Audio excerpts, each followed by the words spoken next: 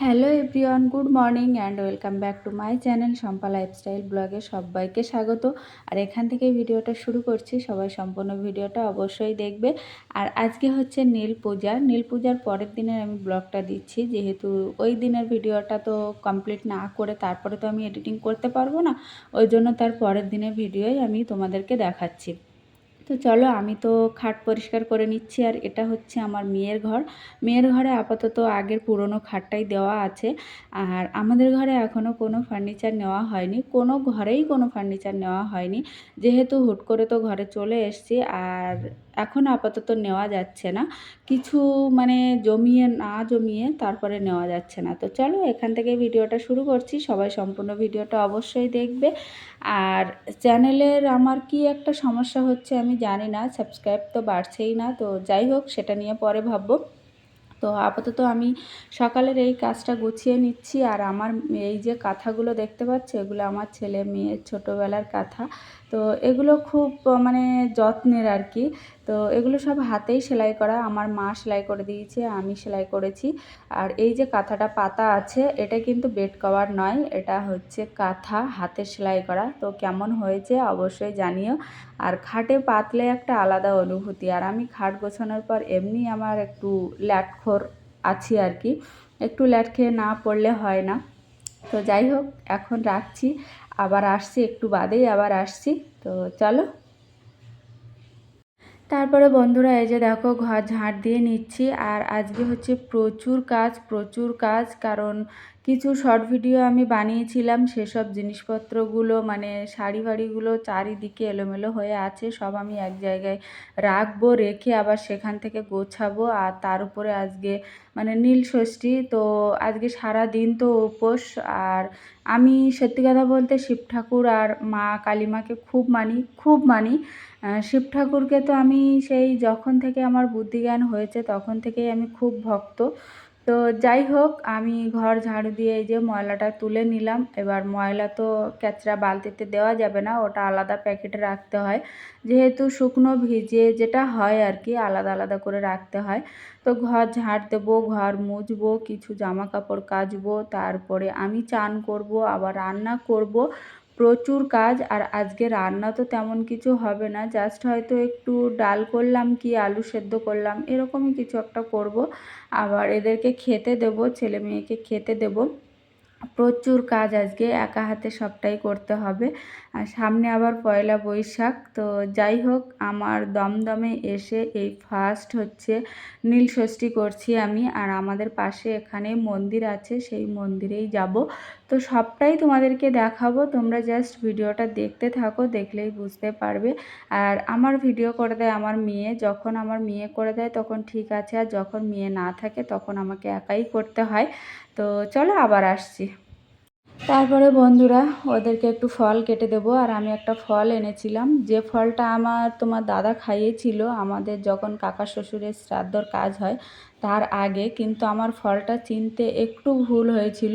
মানে এটা হচ্ছে 50 টাকা নিয়েছিল, আর ওটা হচ্ছে 100 টাকা করে। তো আমার চিনতে একটু ভুল হওয়ার কারণে ফলটা আমি বুঝতে পারিনি যে এটা আমাদের গ্রামীণ ভাষায় ঘুমুক বলে। এই যে এই ফলটা গ্রামের ভাষায় ঘুমুক বলে, কিন্তু আমি একদমই বুঝতে পারিনি যে এই ফলটা এত বিশ্রী খেতে। তো যাই হোক, এনে যখন ফেলেছি খেতে তো হবেই, তাই সেটা চিনি দিয়ে হোক বা গুড় দিয়ে হোক বা লবণ দিয়ে হোক, কিছু দিয়ে তো খেতেই হবে, ফেলে তো দেওয়া যাবে না। আর তারপরে তোমাদের দাদা যে ফলটা এনেছিল সেটা আমি গোরা বাজারে দেখেছিলাম, আমাদের এখানে দমদমের যে গোরা বাজার ক্যান্টনমেন্টের ওখানে দেখেছি, কিন্তু আমি নিইনি। তো বন্ধুরা, আবার যখন আনবো তখন আমি দেখাবো। আর এই ফলটা এত বাজে খেতে কল্পনা করার বাইরে, বিশ্রী খেতে একদম। তারপরে বন্ধুরা, তার সাথে সাথে একটু বাজার করাও হয়েছিল। আর এই যে দেখো ফলটা কাটা আছে, এটা আমি পরে লবণ দিয়ে খেয়ে নেব। ছেলে মেয়ে খেলো না। তো এই যে দেখো আমি একটুখানি ভেঙে খাচ্ছিলাম, আর চিনি ছিল ওখানে, চিনি দিয়েই খাচ্ছিলাম, কিন্তু পরে দেখলাম লবণ দিয়ে খেলে ভালো লাগে। তো যাই হোক, আর কি কি বাজার করে আনলাম সেটা তোমাদেরকে দেখাই। এই যে মেয়োনিজ, যেটা মানে ব্রেডের সঙ্গে খায় আর কি, এটা যেটা সাদা মানে সাদা কালারের, ওটা কি ফ্লেভার আমি জানি না, ওটা আমার ছেলে মেয়ে তো খেতেই চায় না। আর এই বাটারেরটা খেতে চায়, যেহেতু বাদাম ফ্লেভারের এই বাটারটা খেলে ওদের নাকি বলে খুব টেস্টি টেস্টি লাগে। তো যাই হোক, যেটা ভালো লাগে সেটাই খাক। আর এই যে ব্রেডটা এনেছি ওই বাটারটা দিয়ে খাওয়ার জন্য, ওটা সরি বাটার, অ্যাকচুয়ালি বাটার কয় রকমের বলে আমি সেটাও জানি না। তারপরে দেখো এই যে কেক এনেছি, আর এই কেকটা এত টেস্টি কি বলবো। তারপরে এই যে আমুল কাউ মিল্ক এটা আনা হয়েছে। তো দুধটা অ্যাকচুয়ালি অন্য দুধ আনা হয়েছে, আমি স্কুলের কাছের ওখানে একটু গেছিলাম, ওখান থেকে এটা বাজার করা হয়েছে। তো চলো আবার একটু বাদে আসছি। তারপরে বন্ধুরা দেখো, ঘরের চারিপাশে তো জিনিসপত্র ভর্তি, তো আমি আগে পুজোটা দিয়ে নিচ্ছি। অলরেডি আমার কিন্তু দেরি হয়ে গেছে। আমি বাজারে গেছিলাম, বাজার থেকে সবজি, ফল, মিষ্টি, ফুল সব কিছু একা হাতে বাজার করে আনতে হয়েছে।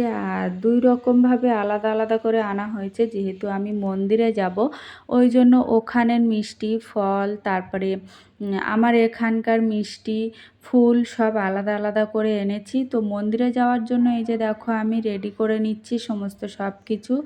বেল নিয়েছি, আপেল নিয়েছি, কলা নিয়েছি, ফুল নিয়েছি, মিষ্টি নিয়েছি, আর এদিকে দুধের সঙ্গে সব কিছু মিক্স করে নিয়েছি। ঘর থেকে আমি রেডি করে নিয়ে যাচ্ছি। আর এদিকে ওই যে ফুল আর ফল, আকন্দ ফল আর ধুতরা ফুল।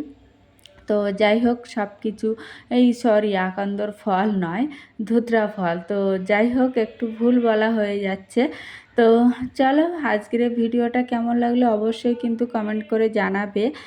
আর আমার একটা কথা বলার, মানে তুলির যে লাইফস্টাইল যে ব্লগটা আমি চ্যানেলটা দেখি, তো যাই হোক তুলি নাকি লেখা আছে, তুলি মনে হচ্ছে। তো যাই হোক আসামেও দিদিভাইয়ের বাড়ি।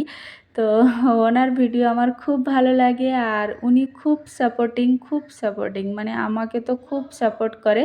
তো আমি সেই দিদিভাইয়ের উদ্দেশ্যে বলবো যে তুমি পারলে একবার কলকাতা ঘুরে যাও, আমাদের এখান থেকে ঘুরে যাও, খুব ভালো লাগবে, যেহেতু তুমি আসামে থাকো।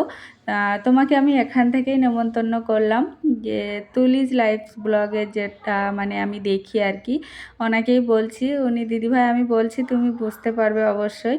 তো তুমি আসো, এসে ঘুরে যাও, কলকাতা দেখে যাও। তো থ্যাংক ইউ আমাকে এত সাপোর্ট করার জন্য।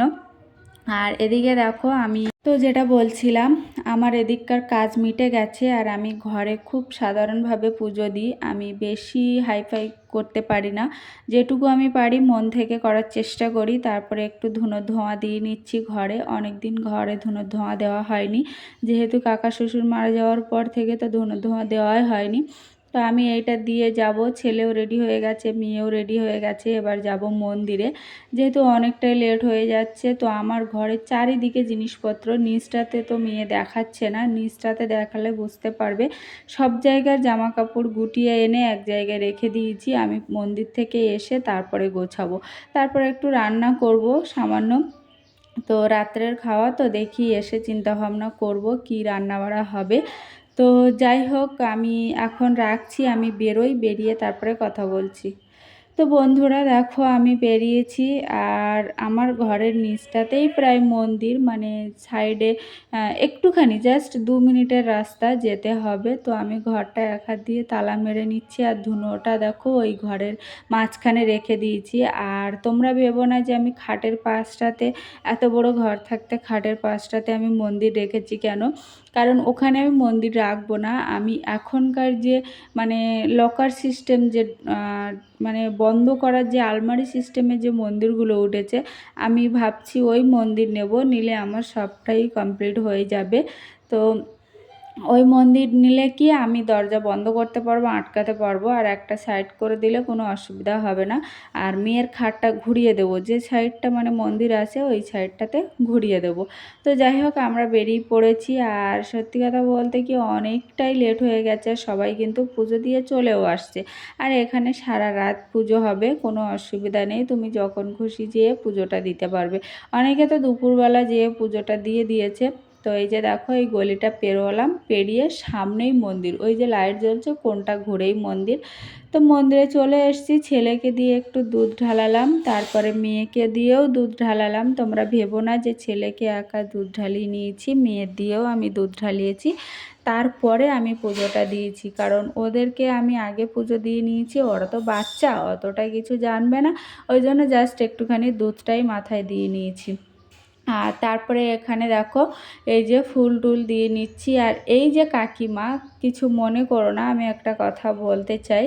এই যে কাকিমা এতগুলো ফল দেখতে পাচ্ছ নিচটাতে আছে, মানে উনি কি করছে, একদম শিব ঠাকুরের মাথায় কলা, বেল, আম, তারপরে শশা, এইগুলো না সব চাপিয়ে দিচ্ছে। তো আর সব ঢুপঢাপ করে নিচে পড়ে যাচ্ছে। তো আমি কাকিমাকে বললাম, কাকিমা এই নিচটাতে রেখে দিলে তো হয়। তো কাকিমা ওখানে রাখেনি কোনো মতে। তারপরে আমি নিচটাতে এই যে পাশে শশা দেখতে পাচ্ছ, এইগুলো আমি ওখানে রেখে দিয়েছি, উনি সবটাই মাথার উপরে চাপিয়ে দিয়েছিল। এমনিতে দেখো কত ফুল জমা পড়ে আছে ওখানে। আর এই মন্দিরে না পুরোহিত এখন নেই, ওই জন্য আমরা এইভাবেই জল ঢেলে যাচ্ছি। আর পুরোহিত থাকলে কি ওগুলো পরিষ্কার করে দিত, আর জল ঢালতে সুবিধা হতো। যেমনটা আমি গড়িয়াতে দিতাম, সঙ্গে সঙ্গে পরিষ্কার করে দিত, মানে ফুল দেওয়ার সাথে সাথে একজনের পুজো দেওয়া হয়ে গেলেই সঙ্গে সঙ্গে পরিষ্কার করে দিত। আর এদিকে দেখতে পাচ্ছ সোনামা আর বড় ঠাকুর।